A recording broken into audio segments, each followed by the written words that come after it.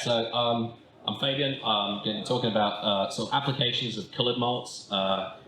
It's not going to be sort of as well enjoyable as Andy's just was. It's a little more sort of technical, and some bits are a bit boring. But hopefully, it's interesting for everyone. If you've got any questions or you want to call me out on anything that you think's wrong, do that immediately. Don't sort of hold it and then forget what it was. It'd be just stop me halfway through. So to start off, I'm just going to quickly go through the boring part of how to make malt, just as a sort of starting bit, because actually it's not that difficult to make, especially coloured malts at home if you've already got some pale malt on site in your sort of storage unit, and if you're like short on a Munich or short on something that's slightly roasted, you can actually make that fairly easy. So we'll just go through it. So first bit is sort of the general part of the malting process.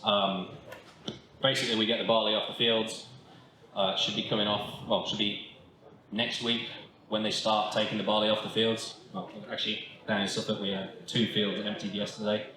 So yeah, barley comes off the field, goes into our storage, sits there for a while until it comes out of dormancy.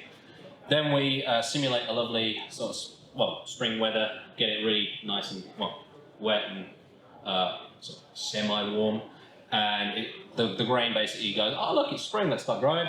And it'll start germinating. As soon as it comes out of steeps, it goes into the germination boxes and sits there for, depending on malt style, sort of 3 to 5 days. Most of it's a 4-day malt nowadays. And when it's in the germination box, we're just growing the embryo inside the grain and converting some of the starches, some of the starches to some very simple sugars. Some of the protein breaks down to 3 amino acids. And those we need later on in the coloured malt production. So this bit, a little more difficult at home. You need a lot of buckets, but it's doable, as will definitely be able to tell you. I think he's made a lot of malt at home. But yes, it's not too difficult. It's sort of trial and error, similar to when you get into homebrewing. You can get some fresh barley off a field, or if you grow your own barley, or if there's barley growing around somewhere near your house, you can try it. You'll get some malt out of it. Yeah. It might not be the highest quality malt, but at least it's your malt.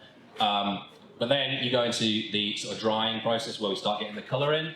So normally the standard for drying of malt happens in the kiln.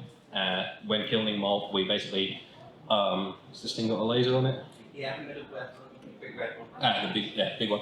So basically we pull air in, run it through a heating coil, and pump dry hot air through the very wet germinated grain, and hot air with high amounts of moisture comes off here, goes out, and basically takes all the moisture out of the grain.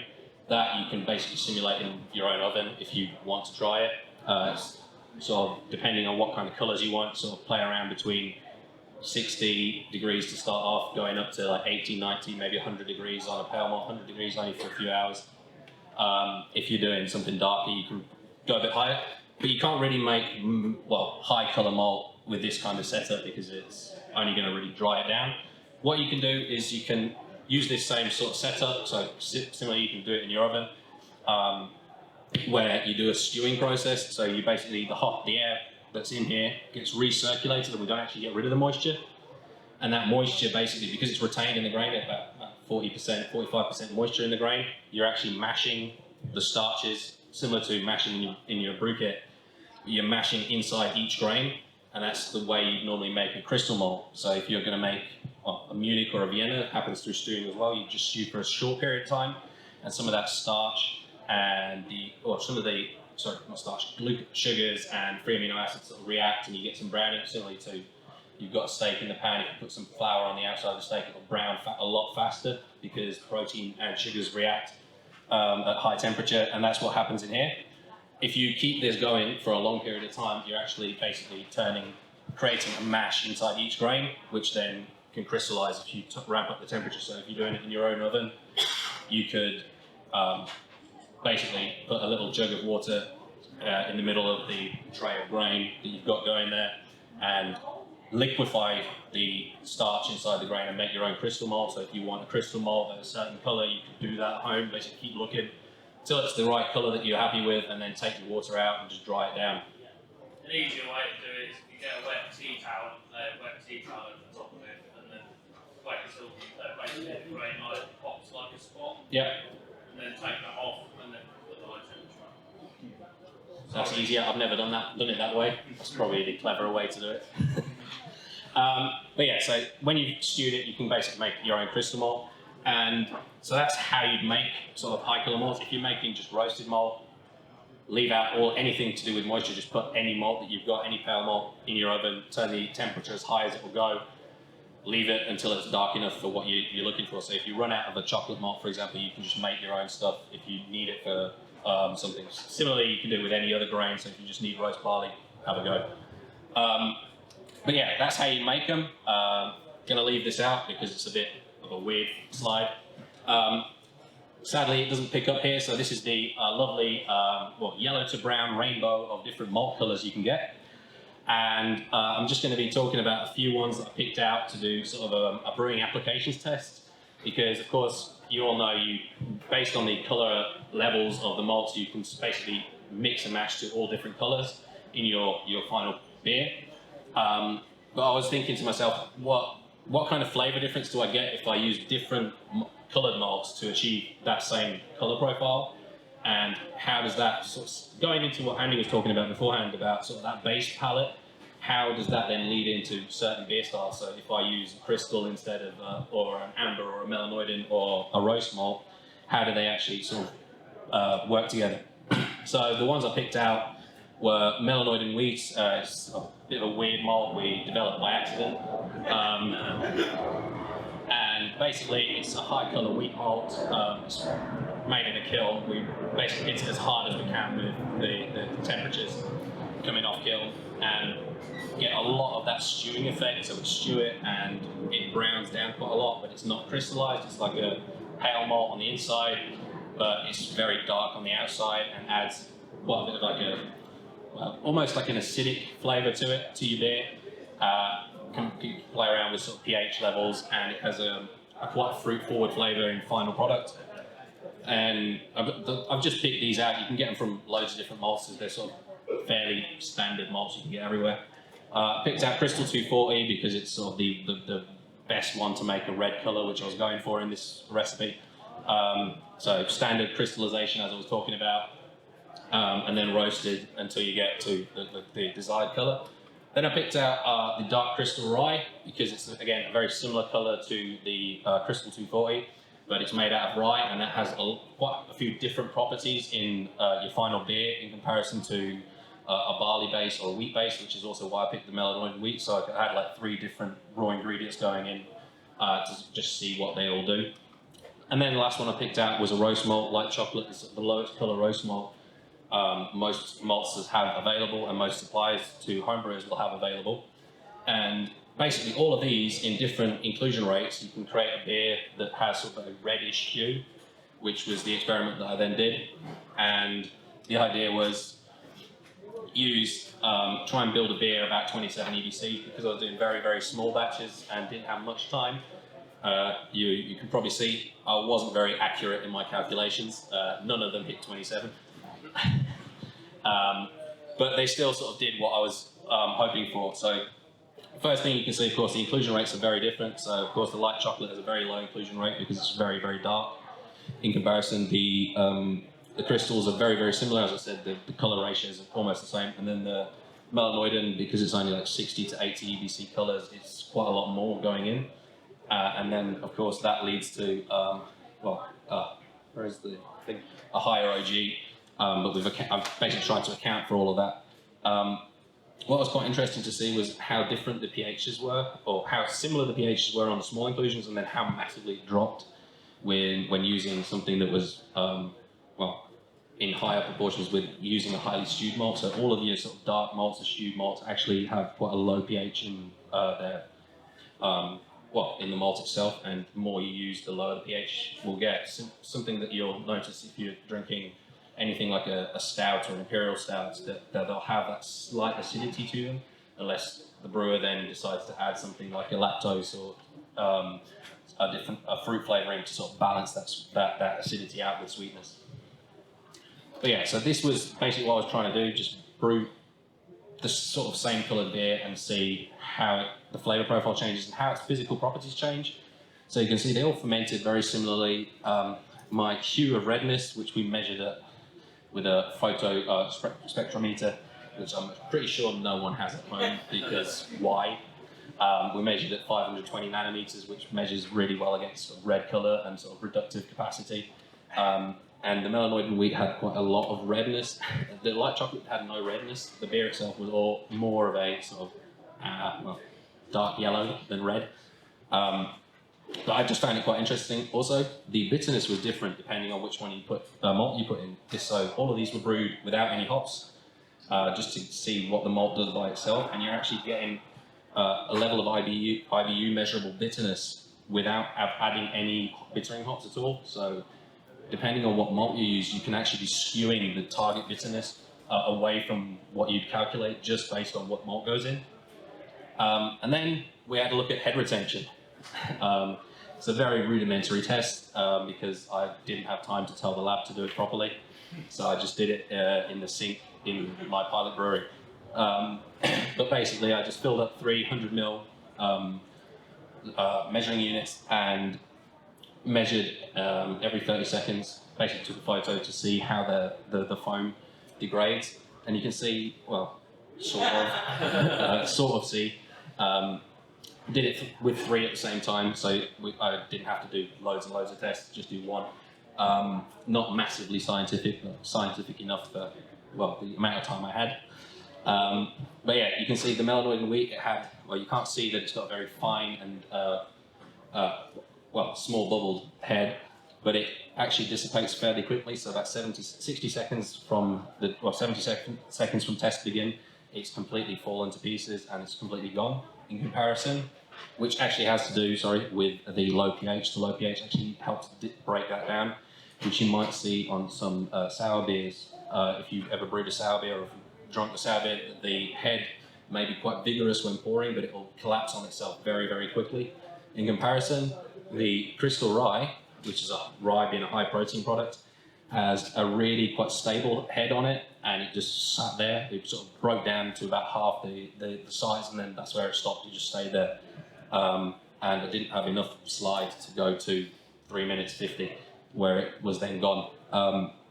But yeah, you can see that high protein level of the rye, but also the sort of dextrins created, sort of limit dextrins and dextrins created throughout the crystallizing process have helped sort of keep the head up there.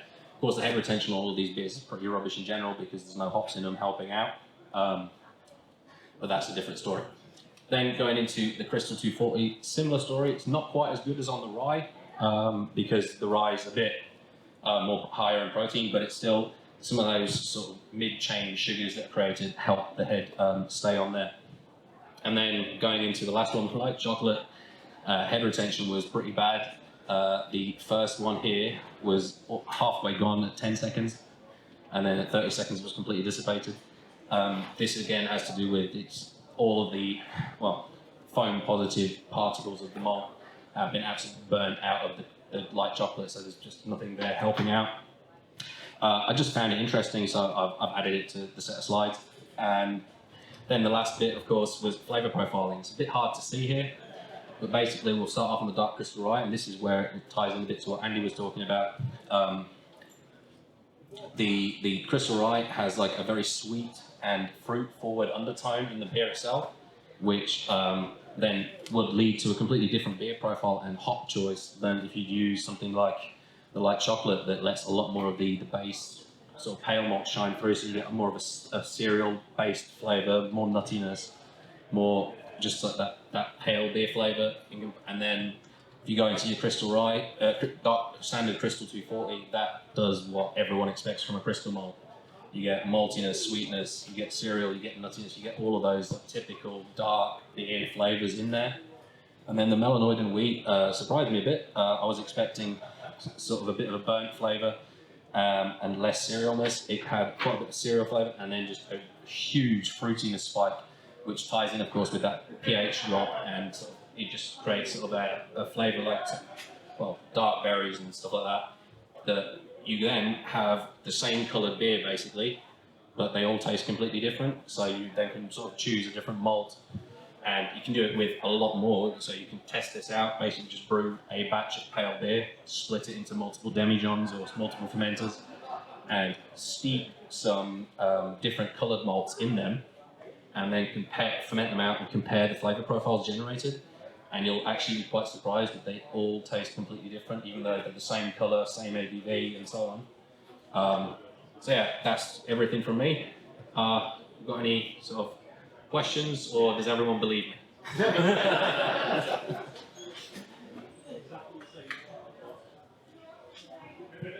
Malting wheats look really interesting. I didn't expect to see that big fruity spike on the side of it.